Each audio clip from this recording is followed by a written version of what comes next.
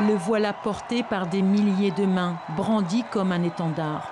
L'objet est devenu symbole, le crayon guidant le peuple à l'image de la liberté dans le tableau d'Eugène Delacroix. Ce 11 janvier 2015, 4 millions de personnes sont unies, réunies pour rendre hommage aux victimes et pour défendre la liberté d'expression. C'était 4 jours après l'attentat. 5 ans plus tard, que reste-t-il de l'esprit Charlie?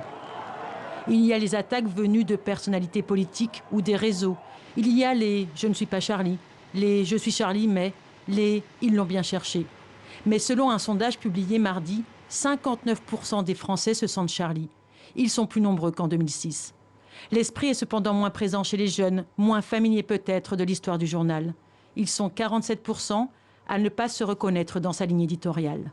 Depuis le Liban, où il est en visite, Emmanuel Macron a défendu une liberté irréductible. Il y a aussi en France une liberté de blasphémer, qui est attachée à la liberté de conscience. Et donc de là où je suis là pour protéger toutes ces libertés. Peut-on encore rire de tout? En France, la loi permet l'irrévérence, ce droit de se moquer de toutes les religions, de toute croyance et de toute opinion. Mais ces derniers temps, la peur de déranger s'est installée. Ce que disent beaucoup de journalistes, d'écrivains, et encore la rédaction de Charlie, c'est qu'il y a eu de l'autocensure après les attentats. Parce que la peur, parce que la volonté de ne pas heurter. Ne pas plier. Le journal satirique vient de republier les caricatures de Mahomet, celles-là même qui en avaient fait une cible des djihadistes.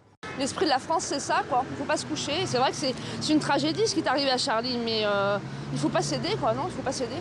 Au classement mondial de la liberté de la presse, sur 180 pays, la France se classe 34e.